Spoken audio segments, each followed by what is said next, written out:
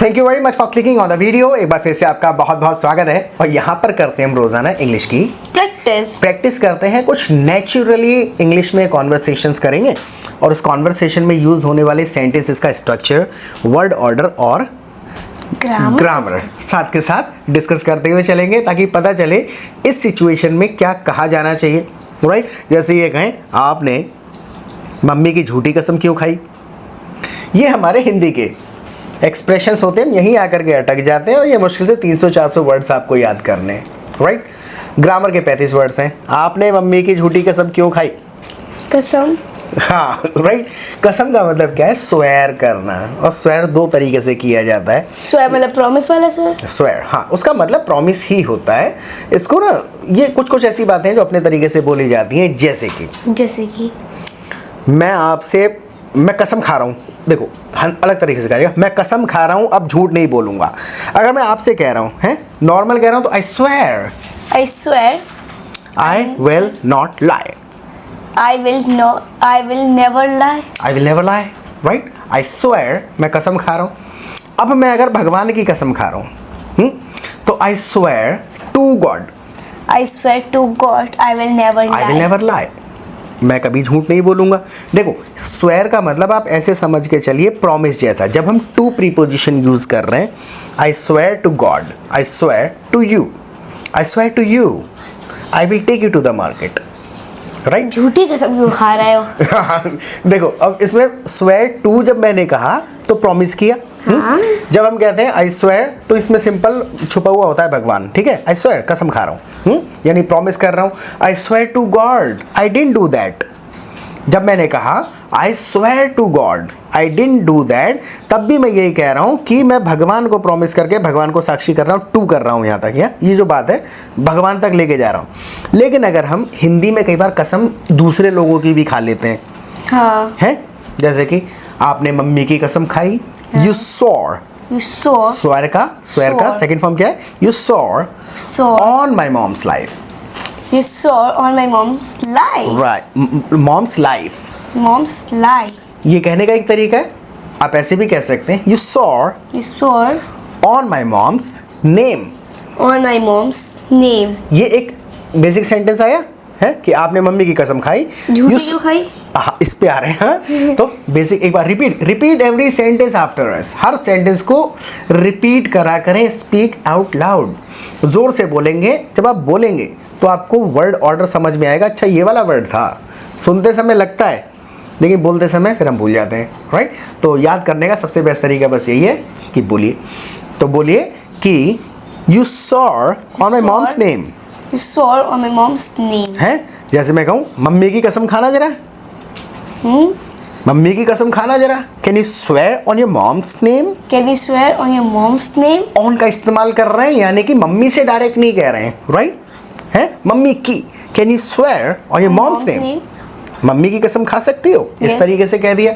और अगर ये कहूँ कि मैंने मम्मी से वादा करा है, मैंने कसम खाई है कि पैसे खर्च नहीं करूँगी, सो मैंने मम्मी से प्रॉमिस किया है मैं पैसे खर्च नहीं करूंगी। हाँ, I swore on my mom. नहीं, टू माई मॉम। डायरेक्ट किया है तो I swore to to my my mom, mom.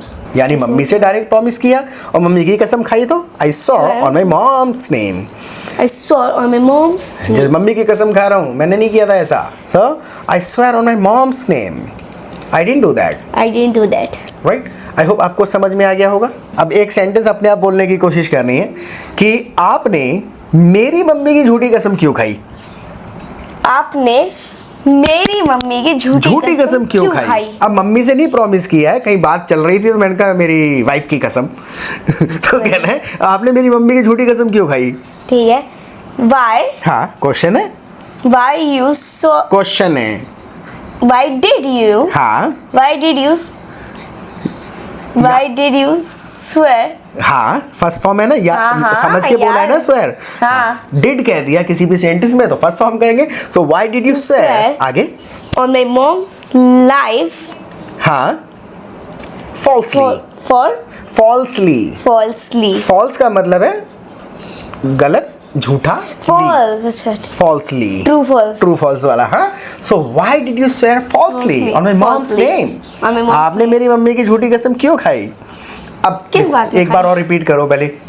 Why did you swear Why did you swear falsely on my mom's name? falsely on my mom's life name? कुछ भी कह. On my mom's life, on my mom's name. Name Mom's ज़्यादा name सही कह लग देना रहा है. ज़्यादा कॉमन है, right? So why did you swear falsely on my mom's name? Name. Right? इतना आ गया समझ में? बिल्ली के बारे में हमें बिल्ली के बारे में कहना है कि ये ये बिल्ला सो रहा है या सिर्फ आंखें बंद है? He's sleeping. पूछना है. He is sleeping, ये तो ठीक है, बता दिया है. असमंजस करना है कि यार ये सो रहा है या सिर्फ आंखें बंद कर रही हुई है इसने. He's sleeping or not? हाँ, नहीं, फिर तो इसका मतलब ये हुआ सो रहा है या नहीं. हाँ, ये तो पूछ रहे हैं. मिक्स करने हैं सेंटेंस. नहीं, मतलब? मैं ये नहीं पूछ रहा कि सो रहा है या नहीं. हाँ, भावना तो पहुंच गई है, खैर, राइट. हाँ, तो इज इज स्लीपिंग और नॉट, राइट, कि सो रहा है या नहीं. ये अलग स्टाइल है. देखो स्टार्टिंग में मैंने क्या कहा था, शब्द कुछ और हो सकते हैं, भावना कुछ और हो सकती है. ये जो इज ही स्लीपिंग और नॉट, पता है कब कहा जाएगा? कब? वहाँ कहा जाएगा मैंने भेजा इसे सुलाने के लिए. और अब मैं कंफर्म करना चाह रहा हूँ सो गया या नहीं, या सो रहा है या नहीं, ऐसा हुआ या नहीं, तो मैं कहूँगा इज ही स्लीपिंग और नॉट. सो रहा है या नहीं, मतलब वहाँ पर उसकी अवस्था की बात नहीं कर रहे हैं, एक्शन की बात कर रहे हैं. जैसे कि मान के चलो मैंने खाना सर्व कर दिया. अब मैं पूछूं तैमूर खा रहा है या नहीं, या ऐसे ही रखा है खाना, तब मैं कहूँगा इज ही ईटिंग और not. Is he eating or not? Right, अवस्था बदल गई ना. भावना आई समझ में क्या फर्क है? हाँ. इज ही ईटिंग और नॉट, यानी कि कुछ टास्क दिया गया, कर रहा है या नहीं. तो अगर हम यहाँ पे कह देंगे इज ही स्लीपिंग और नॉट, ऐसा लगेगा किसी ने काम दिया ऐसे कि सो रहा है या नहीं. लेकिन यहाँ पर हम उसकी अवस्था की बात कर रहे हैं. ये सो रहा है या इसने आंखें बंद कर रखी हैं. तो is he sleeping, Is he sleeping? सो रहा है क्या, इज ही स्लीपिंग और just has his eyes closed. Just has his eyes closed. Right? इसमें हम देखो रिपीट करना, ठीक है, ध्यान से रिपीट करना. देखो कहा is he sleeping, Is he sleeping? क्या सो रहा है, और just has his eyes closed. Just has his eyes closed. इसमें हमने आंखें बंद करने की नहीं, एक्शन की नहीं, आंखें बंद होने की बात करी, अवस्था की. तो is he sleeping, क्या सो रहा है, और just has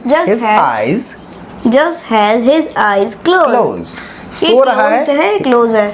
closed अवस्था में बोल रहे हैं कि आंखें केवल ऐसी हैं, इसकी बंद है. सो इज ही स्लीपिंग, सो रहा है या केवल आंखें बंद हैं. तो इसके अंदर हम एक्शन की नहीं, होने की बात कर रहे हैं. राइट, आई बात समझ? हाँ. अगर मैं ये कहूँ कि इसने आंखें बंद कर ली, तो मैं कहूँगा he closed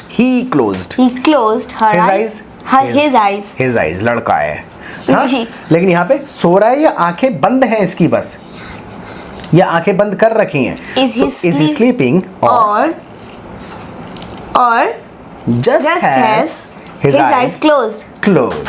अब ये कहें आगे बात समझ में. देखो 300 स्ट्रक्चर्स हैं और कुछ भी नहीं है. 300 याद कैसे होंगे? बोल के, ओनली बाय स्पीकिंग है. अब ये कहें सो रहा है या ड्रामा कर रहा है, ड्रामा करना. इज ही स्लीपिंग, सो रहा है, और just pretending. प्रिटेंड का मतलब है बन के दिखाना. सो इज ही स्लीपिंग और just pretending. Is he sleeping or just pretending? He's sleeping. No, he is not sleeping. He is just pretending. He is sleeping. मेरे कहना है 12 बजे तक नहीं सोएगा ये. He will not sleep. हाँ. Since 12 o'clock. Since मतलब है पहले कुछ शुरू हुआ. He will not sleep until 12 o'clock. हाँ. और कहना है और भी उससे बाद तक नहीं सोएगा. जब तक हम जगेंगे तब तक नहीं सोएगा. ये कहना है और भी उसके बाद तक नहीं सोएगा. देखो हमारे हिंदी में समस्या क्या है, हिंदी में नहीं भाषा है. हाँ. ऐसी बातें करते हैं, एक्सप्रेशंस एक्सप्रेस किए जाते हैं, बने बनाए वाक्य नहीं बोले जाते हैं. बातें याद आती जाती हैं, ऐड करते जाते हैं. जैसे ये कहें 12 बजे तक नहीं सोएगा, इतना कह दिया. He will not sleep until 12. He will not sleep until 12. बाद में अरे यार उससे भी बाद तक जगेगा. Even later. मैंने कहा he will not sleep until 12. And he will even later he will यानी not sleep. और बाद तक भी. Even right? later, he will not sleep. हाँ, even later he will not sleep. और हाथ मैं से आपको निकल एक गया। जेन्युइन बात बताता हूँ आपको, ये इस प्रकार के एक्सप्रेशन कैसे समझ में आते हैं। सबसे पहले आपने वीडियो को लाइक नहीं किया तो लाइक करिए, सब्सक्राइब नहीं किया तो सब्सक्राइब कर लीजिए, और एक हाइप करने का ऑप्शन दिखेगा आपको लाइक करने के बाद। हाइप ज़रूर करिएगा वीडियो को, इससे ये हमारा वीडियो जो है और ज़्यादा लर्नर्स तक पहुंचेगा। It will help our video reach more viewers on YouTube. तो थोड़ा समाज सेवा का काम करिए और आप हमारा ना प्रैक्टिस ग्रुप ज्वाइन करिए। देखिए हमारे प्रैक्टिस ग्रुप में सबसे अच्छी बात क्या है, यहाँ पर आप दूसरे पार्टिसिपेंट्स के साथ रियल टाइम में प्रैक्टिस कर सकते हैं।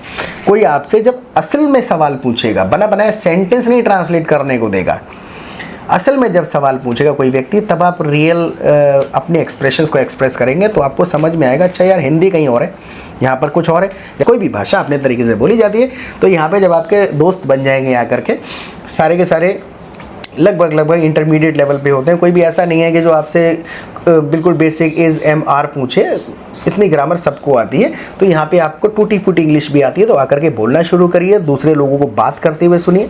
कॉन्फ्रेंस कॉल का ऑप्शन होता है, कोई भी व्यक्ति स्टार्ट करता है, 4-5 लोग प्रैक्टिस करते हैं, दूसरे लोगों को बोलते हुए सुनेंगे तो समझ में आ जाएगा अच्छा इतने शब्दों में ये बात कही जाती है।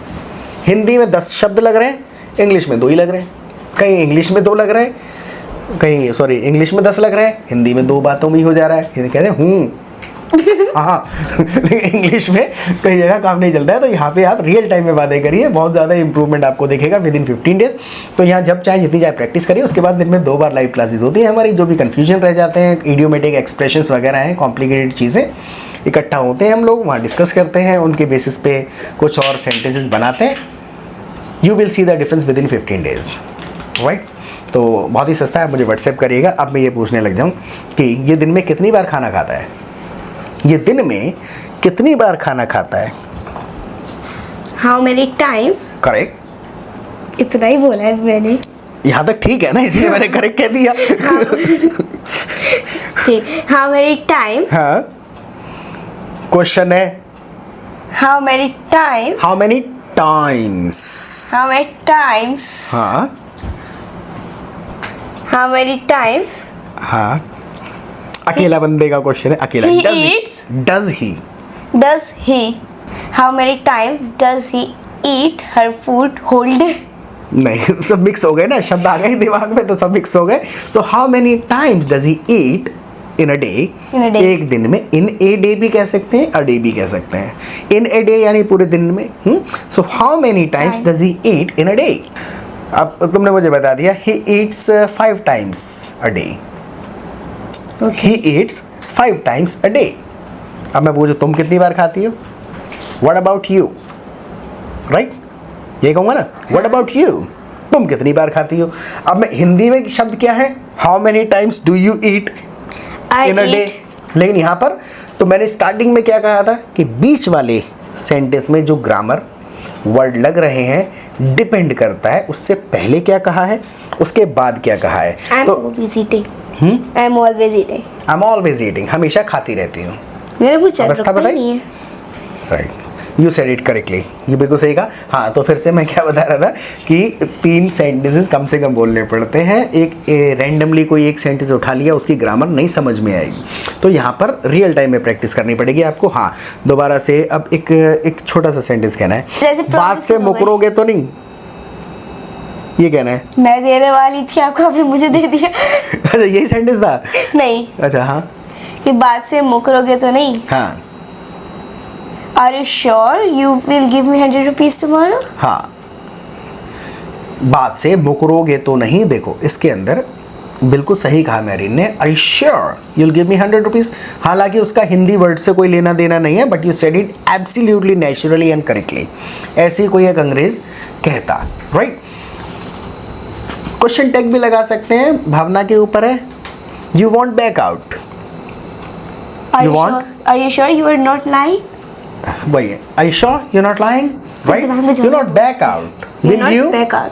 क्वेश्चन टैग लगाना बता देते हैं एक तरीके से, जैसे कि ऐसा करोगे तो नहीं, बोर तो नहीं हो रहे, आएगा तो नहीं, आ गया क्या, आ ही गया ना, जिसमें ना नहीं जैसा लग रहा है, क्वेश्चन टैग लगा देते हैं उल्टा करके।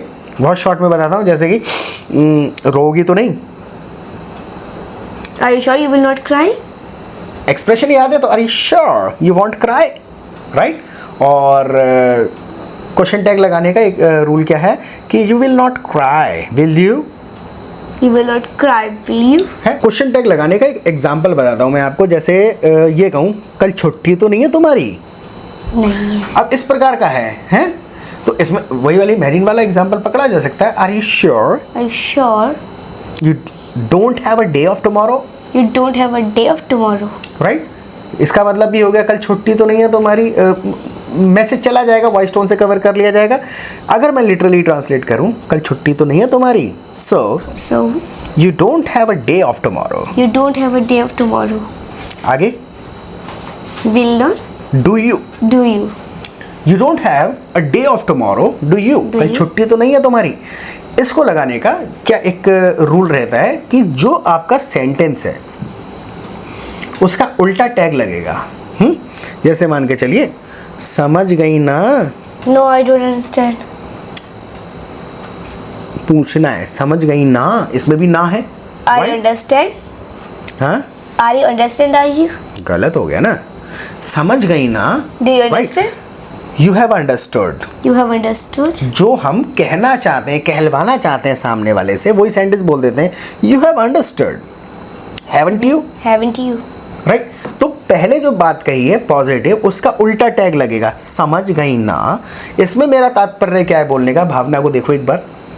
समझ गई ना यानी मैं ये चाह रहा हूँ कि समझ ही गई हो, तो इसलिए मैं सेंटेंस कैसा बना रहा हूँ? Positive. Positive. You have understood. You understood. और ना के लिए उल्टा Haven't करूँगा, you? Haven't you? राइट? जैसे ये कहूँ मेहमान आ गए ना, पॉजिटिव है, हाँ ना के साथ, हाँ के साथ कर रहा हूँ, मेहमान आ गए ना यानी क्या है भावना कि हो ही गया हो ऐसा हाँ. है। मेहमान आ गए ना तो कैसे कहें? The guests have come. Guests have arrived. Guests have arrived.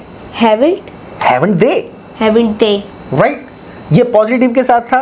अगर मैं ये कह दूं बोर तो नहीं हो रही हो, बोर तो नहीं हो रही हो, हाँ नहीं, ये भी पॉजिटिव हो जाएगा। नेगेटिव बना करके देखते हैं। जैसे कि नींद तो नहीं आ रही है। अब इसमें मैं चाह रहा हूँ नेगेटिविटी के प्रति, वो चाह रहा हूँ नींद तो नहीं आ रही है। इसमें चाह रहा हूँ ना मैं रिप्लाई करूँ नहीं आ रही है, हैं? तो जिसमें ना मैं रिप्लाई जाऊँगा उसमें अपना नेगेटिविटी के साथ कह दूँगा नींद तो नहीं आ रही है।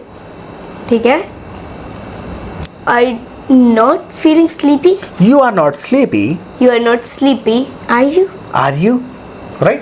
तो आई होप आपको समझ में आ गया होगा। जिसमें नामी चाहिए, एक होता है हामी, जिसमें नामी चाहिए वो नामी के साथ नेगेटिविटी के साथ सेंटेंस बोल दूंगा। So you are not sleepy, are you? इसका मतलब नींद तो नहीं आ रही। अगर मैं ये कहूँ इसी बात को, नींद आ रही है ना? Are you sleepy?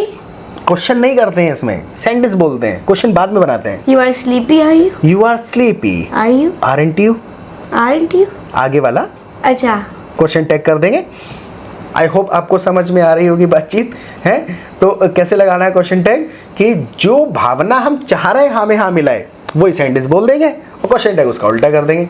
जैसे ये कहूँ समझ गए ना। अब मैं, मेरी भावना इसमें क्या है आपके लिए कि समझ ही गए होंगे, हाँ, बोलो राइट? जल्दी। तो मैं कैसे बोलूँगा समझ गए ना? Do you understand? क्वेश्चन नहीं है, Have you understood? क्वेश्चन नहीं है, क्वेश्चन तो बाद में बनाऊंगा ना इसको। अगर मैं डायरेक्ट पूछता समझ गए क्या, तो कहता have you understood? You understood? You have understood. You have understood. Haven't you? Right? आई बात समझ में? समझ गए ना, राइट? अब इसी बात को मैं ऐसे कहूँ समझे तो नहीं, तो कैसे कहता? समझे तो नहीं। अब इसमें नाम ही चाह रहा हूँ ना करें। ठीक है। Have you understood? You have understood. You haven't. You haven't understood. You haven't understood. Have Have you? आई बात समझ? दो तीन बार में आ जाएगी शी इज स्लीपी। तो नहीं मैं नींद नहीं आ रही। नहीं, अब ऐसा करते हैं, आज का सेशन यहीं पे ख़त्म करते हैं। देखो आप हमें फीडबैक ज़रूर दिया करें, कुछ ग्रामर के रूल्स, कोई सेंटेंसेस, कोई भी क्वेश्चन है आपका इंग्लिश से रिलेटेड तो कमेंट सेक्शन में लिख दिया करें। हम अगले सेशन में उसको इंक्लूड कर लेंगे और इसके बारे में फीडबैक दीजिएगा कि आपको ये सेशन कैसा लगा। प्रैक्टिस करते रहें। Take care of yourself and